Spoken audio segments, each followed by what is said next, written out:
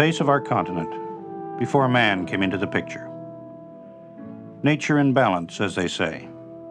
But that suggests something fixed and static. It wasn't. It was a community of creatures maintained by tensions and change. From the forest and prairie of the south to the tundra of the north, it was a natural living community, all bound together in an intricate, ever-changing web of which one strand of life supported others and was in turn supported.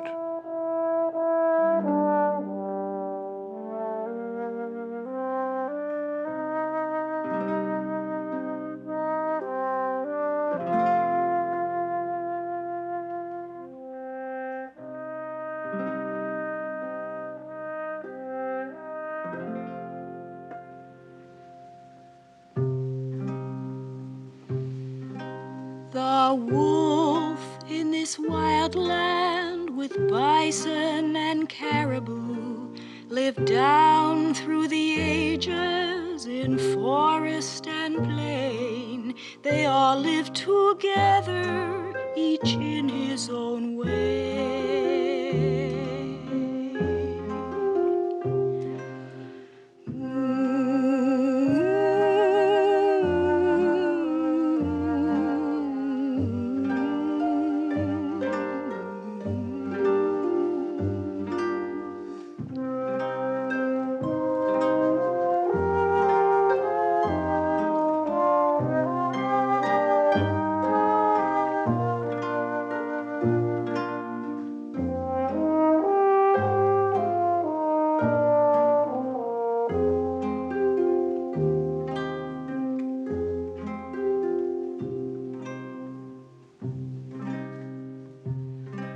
The moose and the bison, the deer and the caribou, they fed on the forest, the grass and the moss.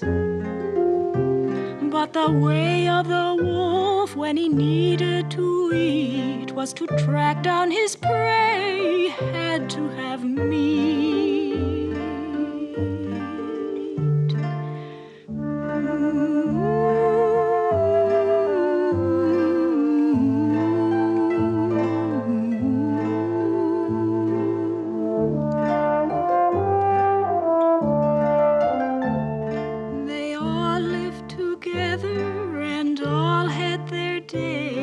By living in nature, each in his own way.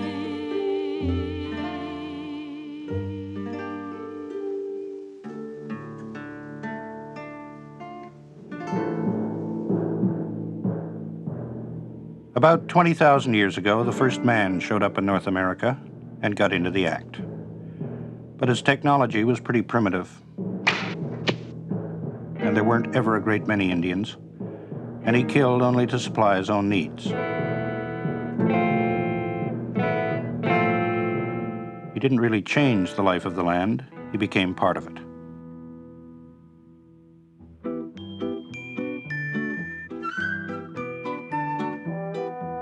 But another bunch was on the way, with power to really disrupt the shifting balances of nature.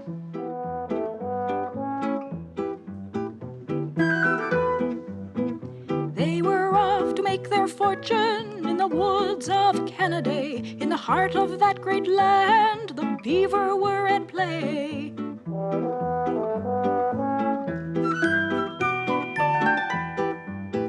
Now the beaver had a special coat, and for it they will pay a fortune for a bale of skins in London far away. So the trader tells the Indians, come all you unto me, just bring me all the skins you can to ship across the sea. The reason for this trade is that over in London town, a hat of felt from beaver pelt can bring a gent renown. But before the beaver was totally eliminated in Canada, such headgear became old hat, as they used to say. He was saved to become our national symbol by a whim of fashion.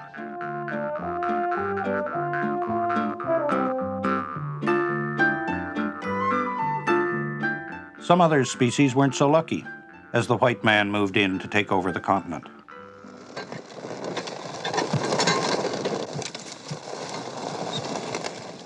Usually it was accomplished with good sense and humanity and certainly heroic toil. But to some others it meant simply getting rid of whatever was in the way.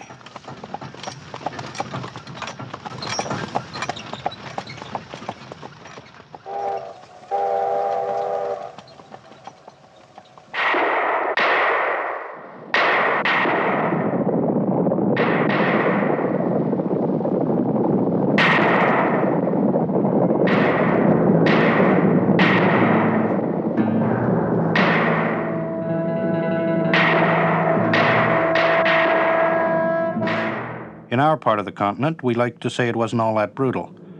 But the last Indian in Newfoundland disappeared over a century ago. The last passenger pigeon is long gone. And we've tried our very best to exterminate the wolf.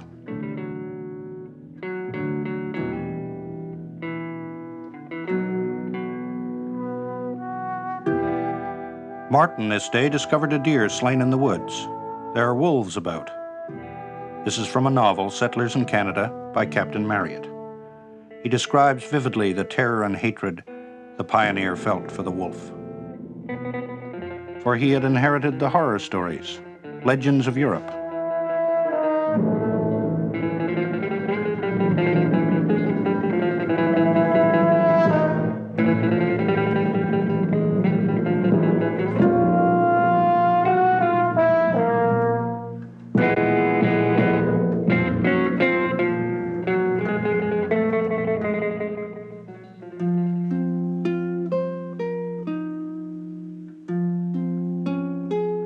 In North America, there were men who made a living as wolfers.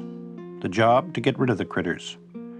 For though people regret the extermination of nice species like the passenger pigeon, few questioned the desirability of wiping the wolf from the face of the continent.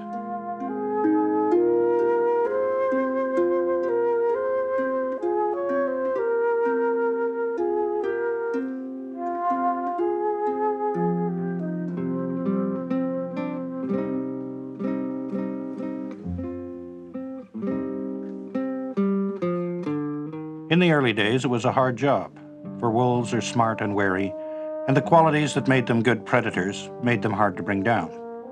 Except with poison. That was effective.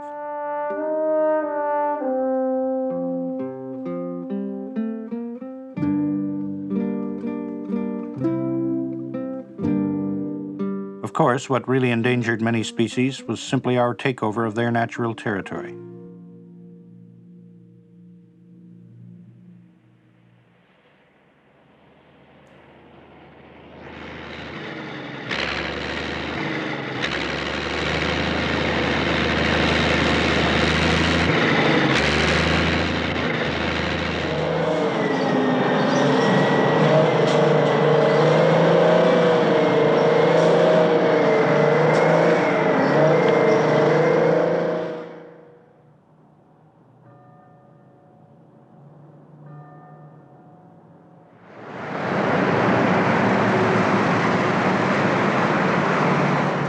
There's a notion that man's taking over is bad for wild animals, period.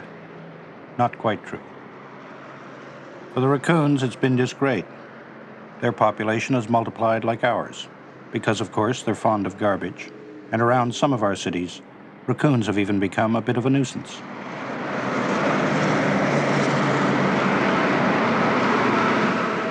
Creatures of the wild hanging around town, while we creatures of the town resort to every device and stratagem to get us as fast as possible into what's left of the wild.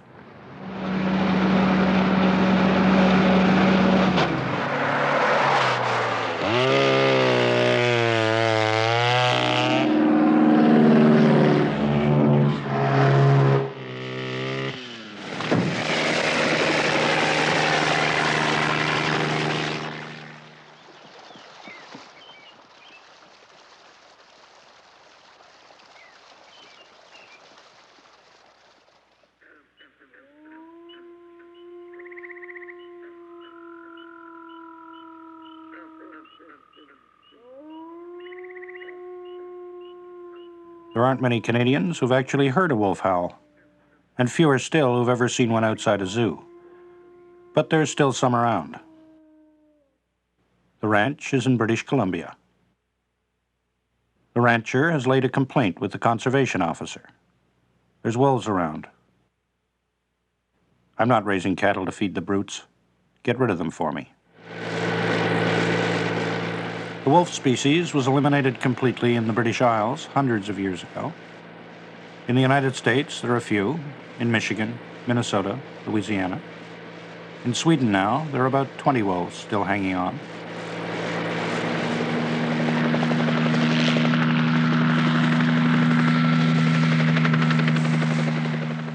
The wolves have taken off into the woods, but they'll be back here. The kill was moose. The wolf was a menace in the old days on the open range. He didn't always discriminate between a stray calf and his natural prey.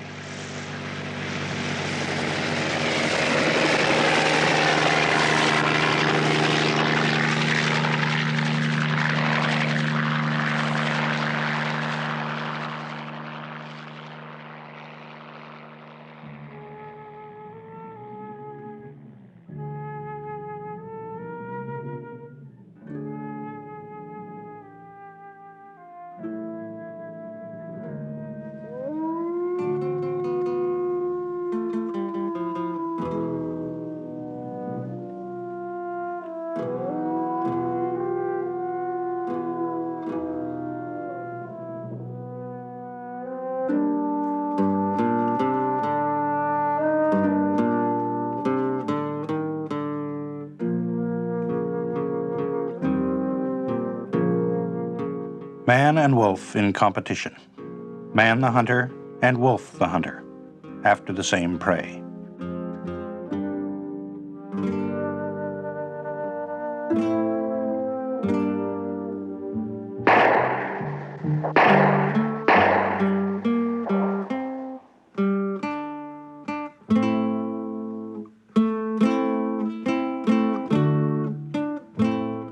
In the distant past, man had to hunt to survive, like the wolf.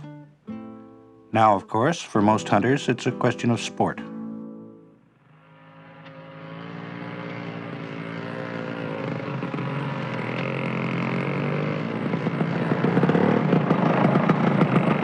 The wolf's depredation. There it is. One less for us in the open season next fall. Look at the size of the brute. Indiscriminate slaughter. Waste.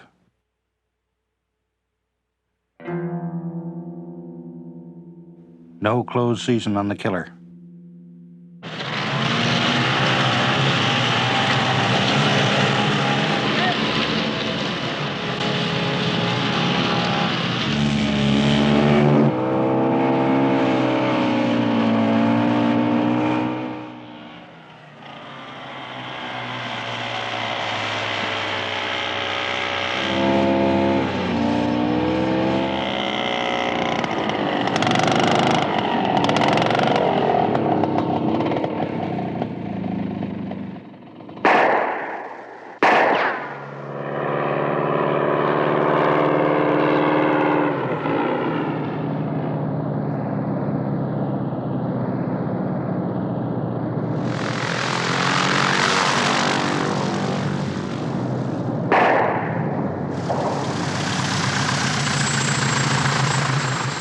With the skillful use of modern techniques, it's now within our power to win the war against the wolf once and for all.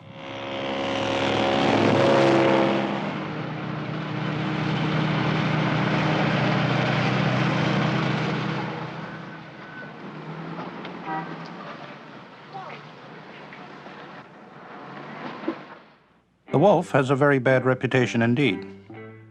As infants, we learn about its devilish cunning and lust for blood. Anybody's blood.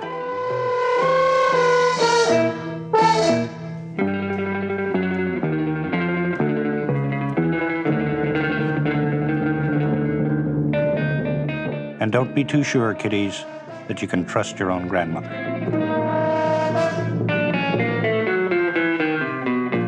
And his press notices have been generally poor, to say the least.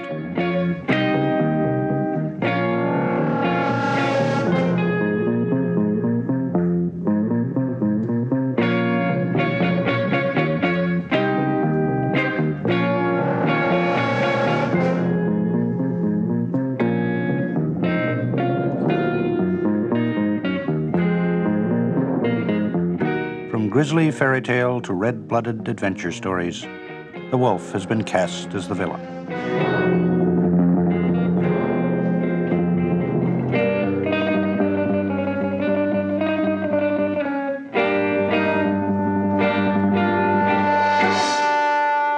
It's kill or be killed, and he who conquers the beast is not just a hunter, but a victor.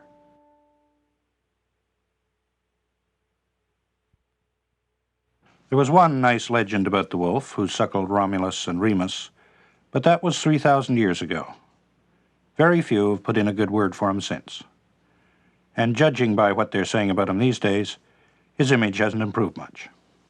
I don't want any wolves around our hunt camp. No, I don't hate wolves. I just hate what they're doing. There are too many wolves now. I travel Too this many wolves country. for what deer there is. Clean up on it. What good are the wolves? What good do they do? And they'll just clean out the beaver, too, the wolves will. They just kill everything there is in sight. They grow too fast. You leave them alone and they will overrun your country. I'd like to know one good thing they do. They won't eat a deer after they kill it. That the wolf will only kill the weak and the sick, that's an absolute lie, or the statement from secondhand from an ignoramus that never was in the booth. They kill to eat and then they kill for fun. Goodness sakes, the country's running alive with them.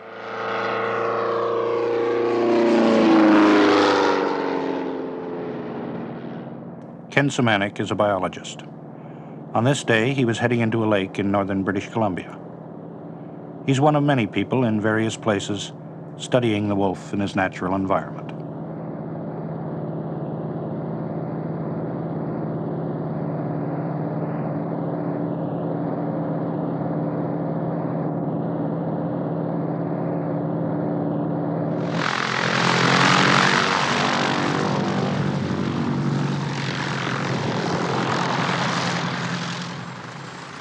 There was the killer. No panic. Just a mild curiosity about the intruders.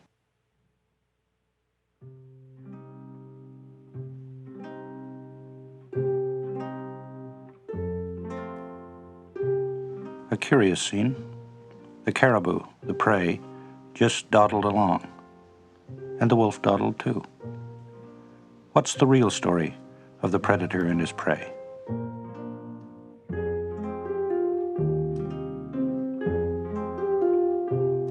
Detective story.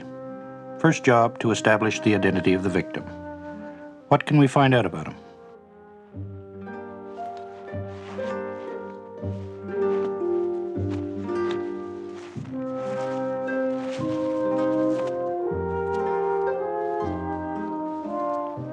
The bones tell the story.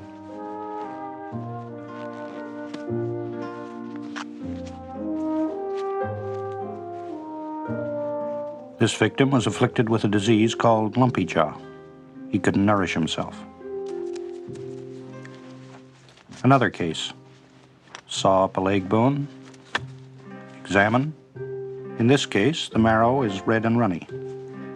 In a healthy animal, it's white, like lard. Verdict: fat reserves depleted. This victim must have been in the last stages of starvation.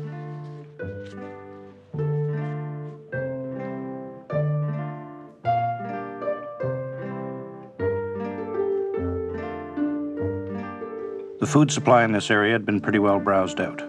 Trees broken off where the animals tried to get at it. Too many animals competing were destroying the source of their life. Verdict on the victims?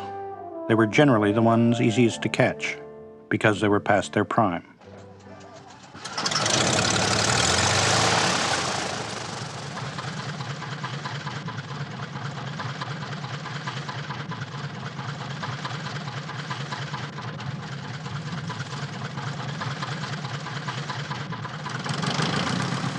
These caribou don't seem very concerned about the wolf in their midst.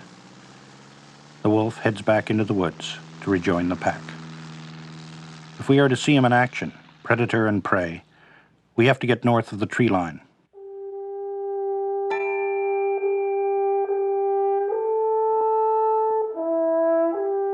Not quite so desolate as it looks. Under the snow, there's vegetation, lichen, mosses, enough to support a chain of creatures.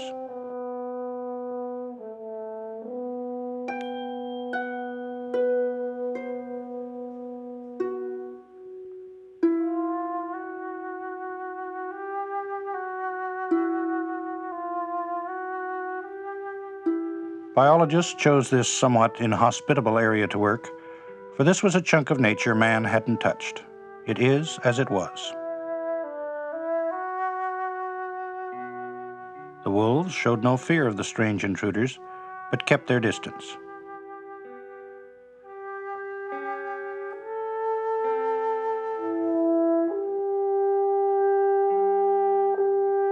The Arctic wolf is similar to the timber wolf of the south, except for his lighter coat.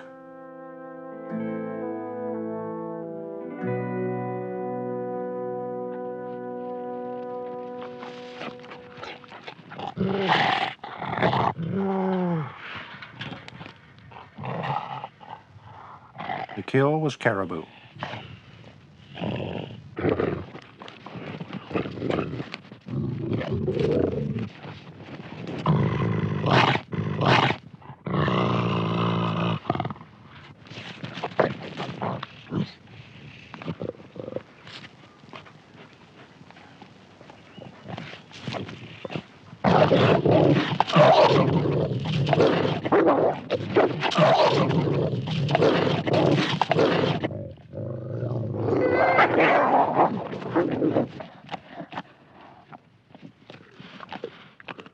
The scrapping seldom amounts to serious injury.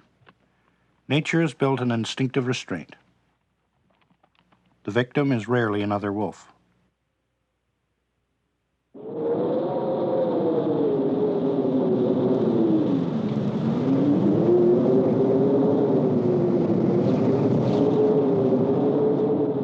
The biologists studied the pack and the life of this land for 2 or 3 months each spring for 4 years.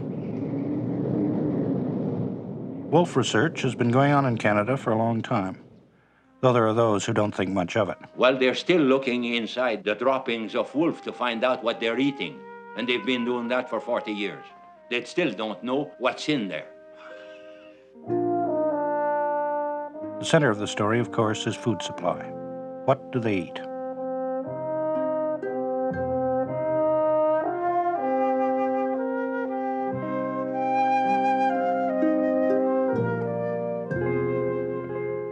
When the ice pulled back here a few thousand years ago, the only vegetation that could find a foothold was lichen.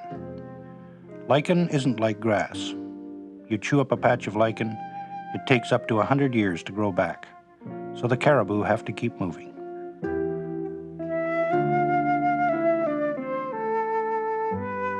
The wolf on Baffin feeds almost exclusively on caribou.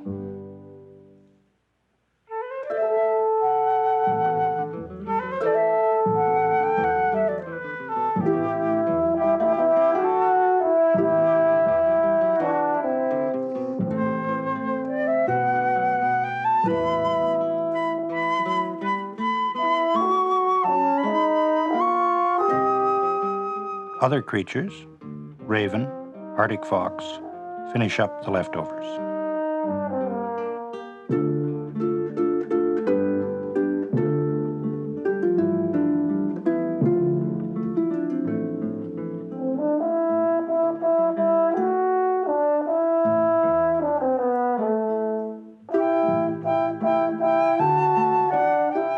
Heading up the trips to Baffin Island was Douglas Pimlett, professor of zoology at the University of Toronto.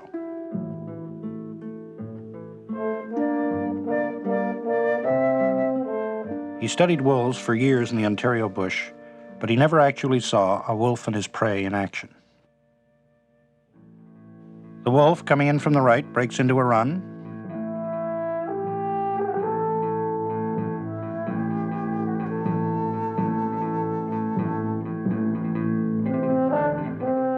The caribou shift into high gear.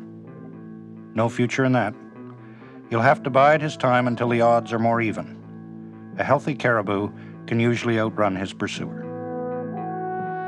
During the 3 expeditions, they did observe some actual killings, but the camera recorded only the usual futile chases.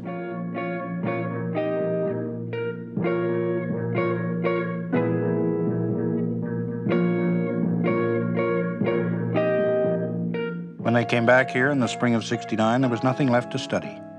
The pack had disappeared, perhaps wiped out during the winter by bounty hunters. The full story of the predator and his prey was unfolded elsewhere.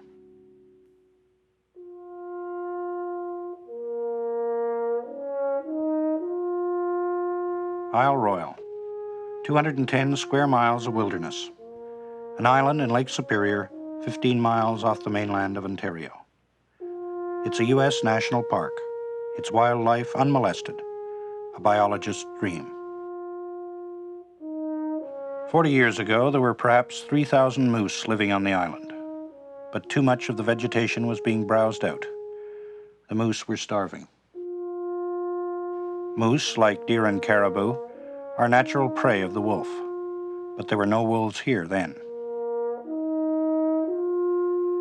One very cold winter, about 30 years ago, the channel between the island and the Ontario mainland froze over, and a pack of wolves made their way over the ice. Biologists have been keeping track of the situation so diligently that the wolves pay no attention to the research plane overhead. They've learned it's harmless.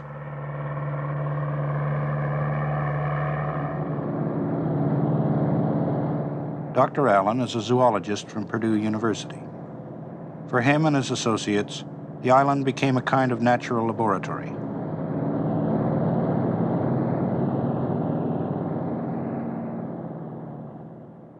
A healthy bull moose may get up to 2,000 pounds, one of the most powerful animals on the continent.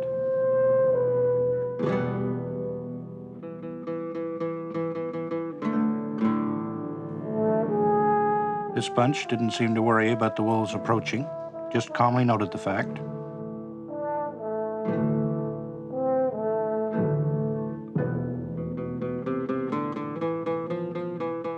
The bull turns to show his intentions.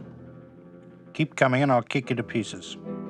The pack leader came within 30 feet, but the show's over. Wolves are too intelligent to tackle a big, healthy moose.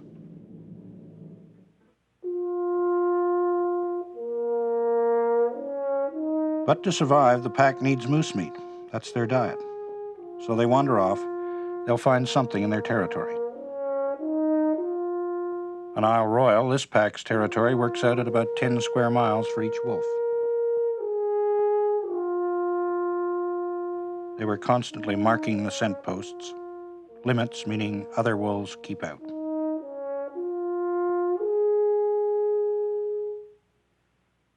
Within that territory, there are some hundreds of moose.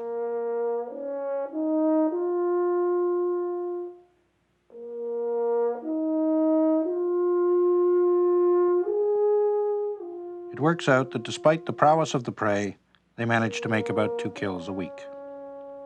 By humanitarian standards, it sounds awful. The victims are most often the old and sick and defenseless, and sometimes youngsters whose mother isn't around to protect. But after 30 years, the standing in Isle Royal is 2 packs, plus several loners, about 22 wolves altogether, about 1,000 moose, and a healthy vegetation, a food chain that supports everybody. The legend that wolves take over and destroy everything in sight is beginning to die.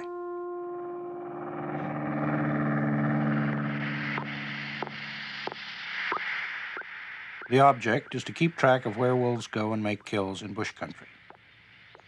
George Kolonowski's receiver will get signals from a little transmitter he attaches as a collar around a wolf's neck. But first, catch your wolf.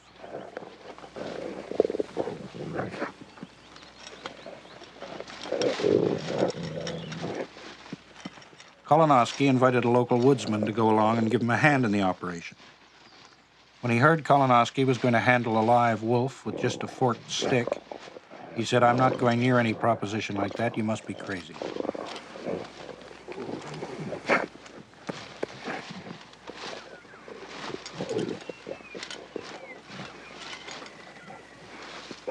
So far, George has handled altogether 20 wolves this way. No trouble.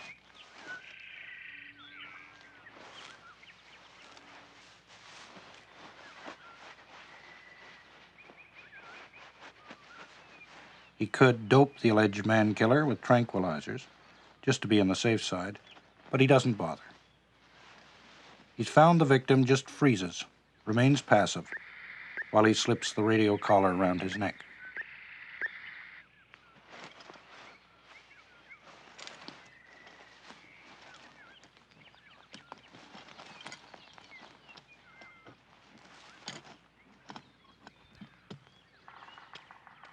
When George sets a trap, he removes one of the springs, so the leg won't be damaged.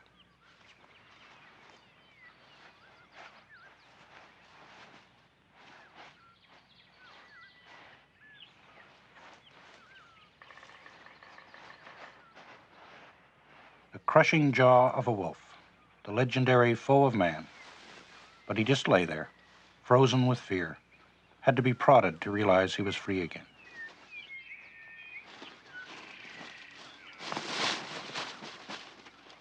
The legend that the wolf is a slavering monster who attacks humans dies hard. In fact, in Canada, there is one authenticated case. 1942. A railway section hand had a scrap with the wolf. He wasn't actually bitten, and a mighty good thing. The wolf had rabies.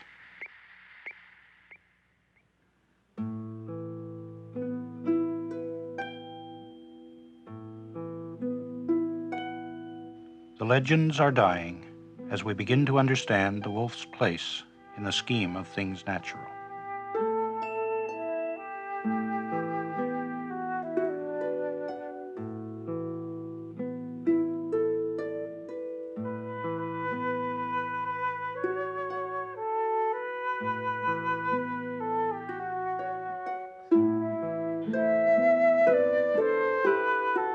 Each pack has its leader.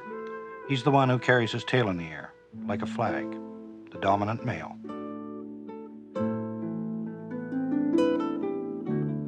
And there's the other carrying her tail not quite so high, the dominant female. The rest of the pack are subordinates, the younger, the weaker, down the scale to the least.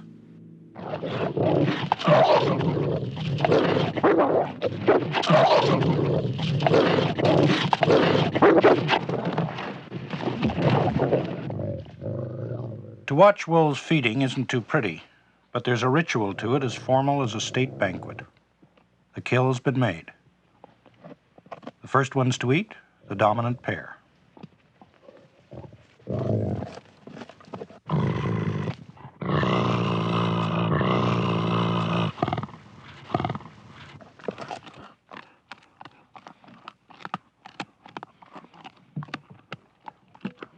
The rest just hang around. Their turn will come, when his lordship has well and truly dined.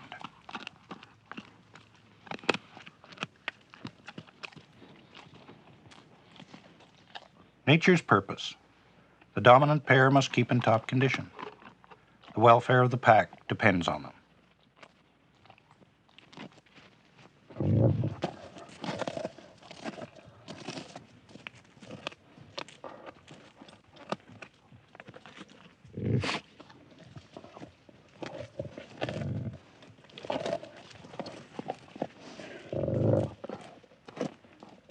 The leaders finally had enough. Doesn't sound like a very humane society. It's not. His behavior is programmed by nature's morality, not ours.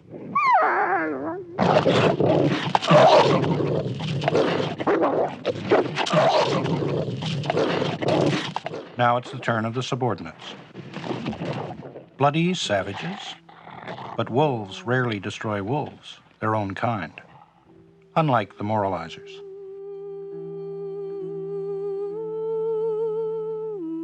The key to it is the wolf must live within a certain territory with limited resources, and he has no enemies to prey upon him, to keep down the numbers that must be fed. But nature looks after that. Usually only the dominant pair mate, and she comes into heat only once a year, in February.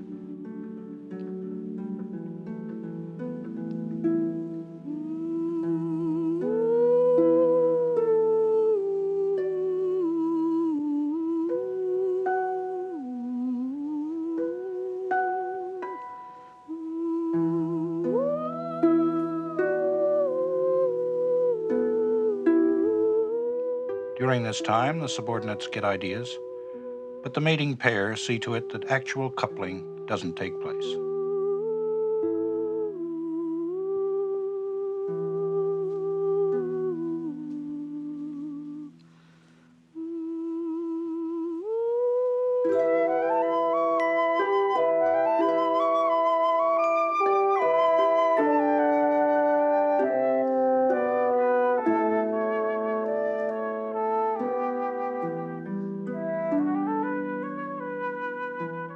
soon as the frost is out of the ground in the spring, the female digs her den, or sometimes she cleans out an old one.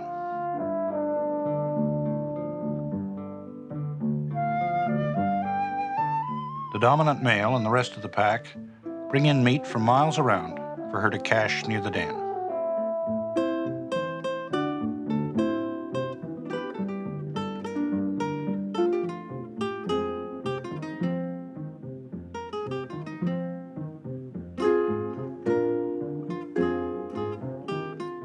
And one day her time is due.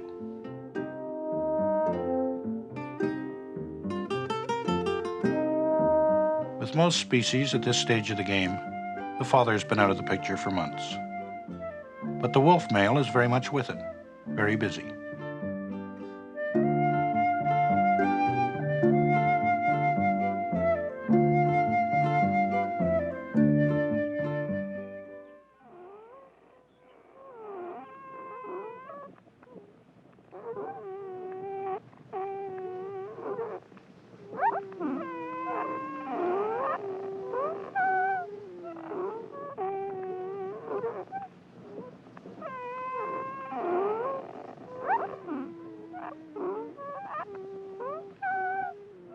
The gestation period is 9 weeks. Litters range from 3 to 10. The pups are born at intervals of about 20 minutes.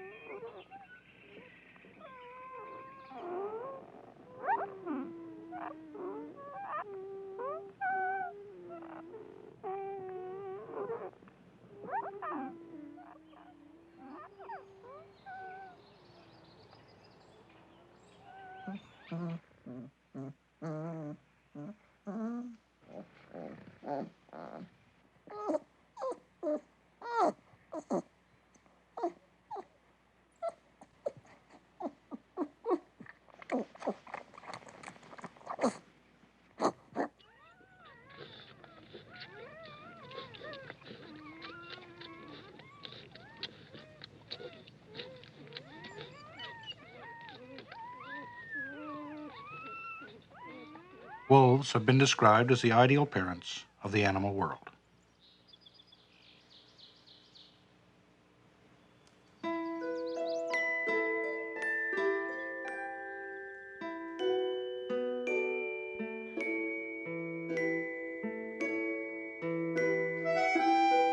Three weeks later. The chances of survival for this pup are slim. It's a tough world he enters.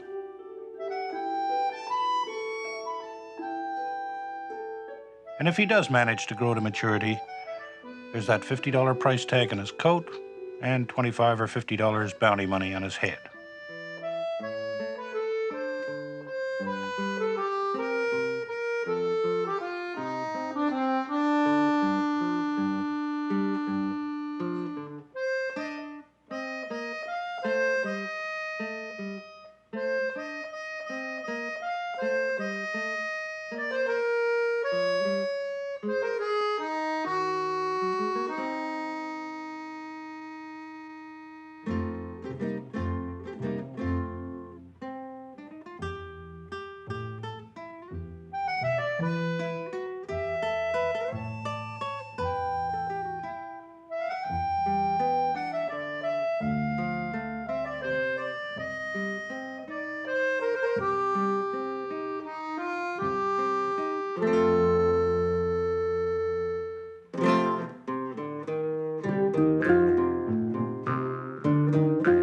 She sometimes moves her pups to another den 3 or 4 weeks after birth. The reason for this isn't known for sure. It may be that the original den is located near water so she can easily nip out for a drink, and possibly that's not the best location to raise them when they're old enough to wander about on their own.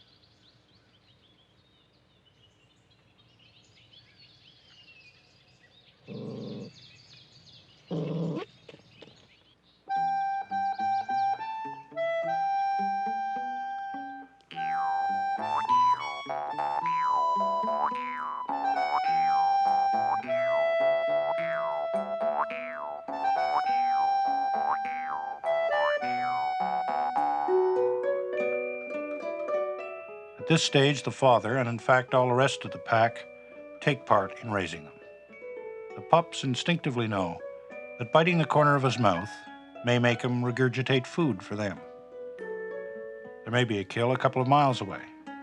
The male's been at it, and the easiest way to bring back a share for them is in his own stomach, half digested.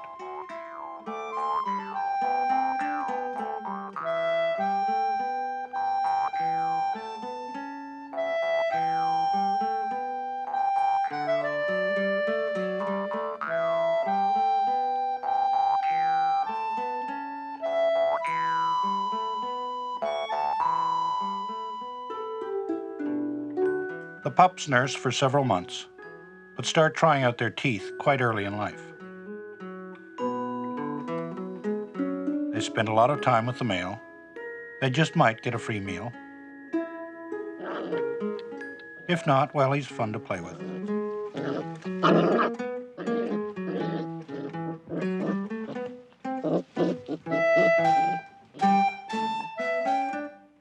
His patience seems inexhaustible.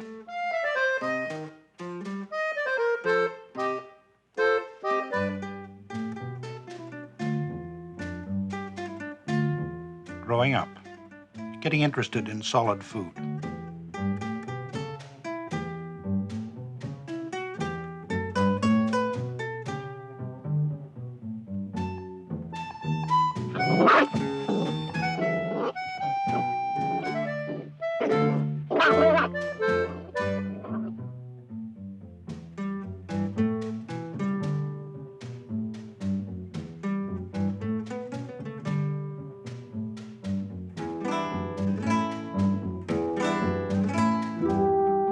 After about 3 months, they leave the den for good. They're ready to start ranging out into their territory, members of the pack. The numbers of the pack have increased, obviously, but this time next year, the pack won't be any bigger. One more perhaps, a couple less, about the same.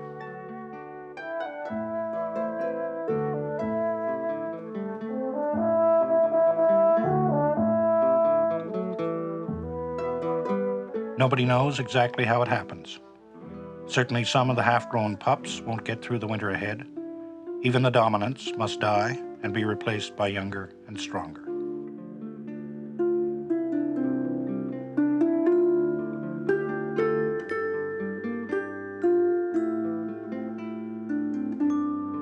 If the food supply stays constant, there won't be too many wolves in the territory, and there won't be none. A beautiful design of nature that didn't count on the arrival of man.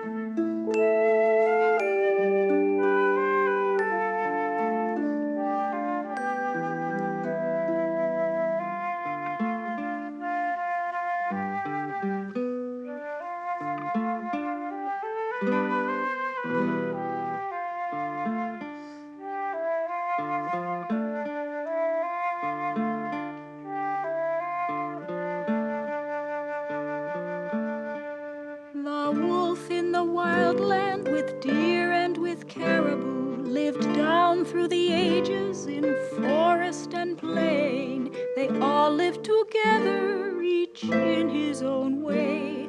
They all lived together and all had their day by living in nature